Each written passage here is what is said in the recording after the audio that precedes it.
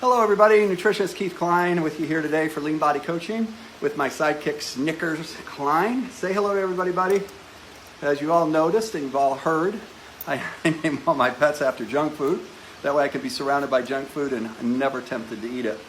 Listen, I want to tell you, in 40 years of career in nutritional counseling, one thing that I've noticed is a lot of people get themselves in trouble with making a mini decision that actually has a maxy outcome attached to it, and they really don't see the connection. You know, for example, I'll just eat this cake right now because it sure would taste good. Yet, several weeks later, when they're standing in front of their mirror, their clothes aren't fitting, they're crying because there's 12 dresses on the floor and they've got nothing to wear, they don't look back and make the connection that it's all because of the choices they made, the decision to go ahead and eat the cake. And I think it's important that later on, when they have to face that effect from that decision, that we start to get a little bit more real and realize that that is a direct result of our own behavior. This comes back to the pain-pleasure principle that I've talked about from Psychology 101 throughout the program. The idea that we are motivated to move towards pleasure and we are motivated to move away from pain. But I think the question you have to ask yourself is, didn't the action of eating the cake create pain later on?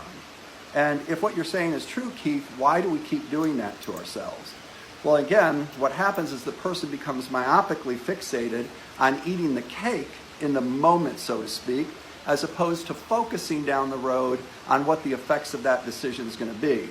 And so I think the brain is so fixated on the pleasure in the moment that we get caught up in that, and we're really not thinking about what it's going to create for us later on down the line. What I would encourage us to do is to maybe stop focusing for a moment on the pleasure in eating the cake and become a little bit more fixated on the pain that it's going to create later on in my life for me. If I stop focusing on the pleasure and I start focusing on the pain, that could instrumentally turn my choices for the day, the week, or the month, or whatever into more weight loss for myself instead of focusing so much on the pleasure. And I think one of the questions you have to ask yourself before you grab that particular food, whatever it is, I use cake as an example, you have to ask yourself, is this what I want to create for myself? Right? So when you go to the gym and you work out, you're excited because you know the workout's going to create a better body, better energy, better endurance for yourself later on. However, when you reach out for the cake, what are you creating for yourself later on? You're only really creating more weight gain, slower results, more frustration later. And as you know in my program, I never say you can't have the cake. I try to temper that with how often we do it, the amounts of it that we eat, and things of that nature. But remember, for every behavior that you have, there's a corresponding outcome, right? And so the outcomes could be good, it could be bad, it could be indifferent. It really doesn't matter. For every decision you make, for every action you take, there will be a corresponding outcome.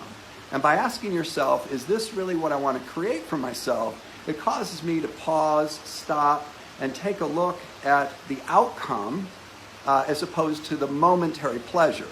I watch people all the time give up long-term pleasure, right, for short-term pain, right? Or it's actually just the opposite. They'll engage in short-term pleasure to create long-term pain.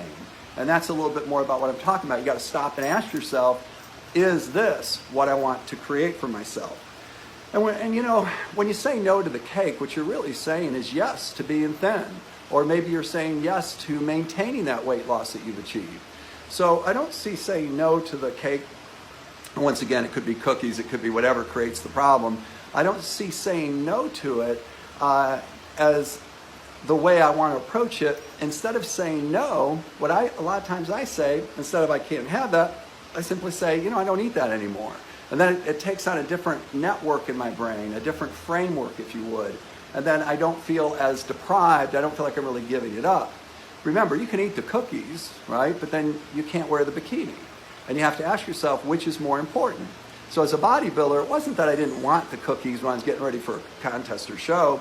It was that if you put the cookies in front of me, what I visualized was my competitors coming to my door, ringing the doorbell with a tray of cookies and saying, hey, buddy, would you like to have some cookies? And of course, if a competitor did that, who's going to be competing the same show as me, there's no chance in hell that I would touch a cookie. But so you see, by reframing it like that, the cookies didn't matter to me anymore. And if I visualize my competitors trying to tempt me with the cookies in an attempt for them to win the show over me, it was much more motivating for me to give up the cookies. Now let me reframe that a little bit. You know, I've never really thought about the idea that I'm giving up anything. I'm not giving up the cookies. I get to wear a six-pack of abs. I didn't give up the cookies. Instead of craving the cookies, I always craved the trophy. So you see, at the end of the day, I think that it would be very wise if you could come up with a way in which you could look at the long-term result of this current choice. Again, people make many decisions that create maxy outcomes. They often don't see the connection.